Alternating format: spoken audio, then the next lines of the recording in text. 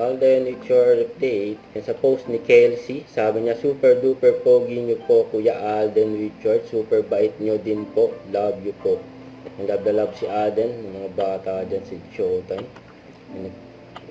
Tapos yan po, sa post din ni Enika, Alden Richard nasa It's Showtime. Yan, saya ng dalawa, si Enika at si Kelsey, yung mga bata dyan sa It's Showtime. Na nakapagpa-picture sila kay Alden Richard. Tonto si Alden. Gusto mo umakyat? Beso ka din. And na-miss ni Alden yan. Ang pinuntahan niya ng audience. Then sa Showtime. Yung iba nakakiss pa ng kayakap kay Alden. Nakapanalang si Alden. Kaya ito na mga nandiyan audience. Nagpunta ko sa taas. Pinuntahan talaga ni Alden. Kasi nakapagpa-picture pa. May siya yung pangalan ni Alden. May nahulog. Pinulot ni Alden. Balik ka na dito.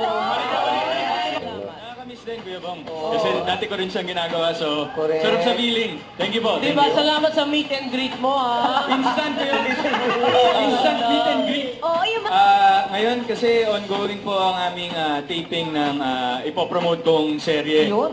Ngayon at saka nag-start na rin po kaming mag-prepare para umalis papuntang Canada for Hello Love Ako, ang Again. dami mo pala. Naman yung sarili mo. Paano mo naaasikaso yan? Ay, ang kailangan natin talaga, Kuya Bang, minsan, syempre kahit papaano, pero medyo mahirap palang makakuha ngayon. Yung pahinga. Yun nga. Pahinga lang. Pero hindi, nag-enjoy naman tayo sa pero ginagawa. parang may inspirasyon ka naman ngayon. Parang yun talaga yung patutunguhan ng tanong ni Kuya Bong. Oo, parang wala kang pagod pag nakikita mo itong inspirasyon mo. Yan. Meron ka bang message sa inspirasyon mo ngayon? Grabe naman to.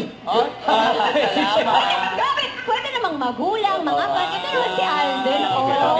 So, hindi, sa mga nagbibigay inspirasyon sa akin, maraming salamat sa inyo dahil kayo ang bumubuhay sa aking ginagawa. At nag-enjoy naman ako, syempre, at least para makita naman at ma-proud sa akin yung mga taong yun. Wala ka nang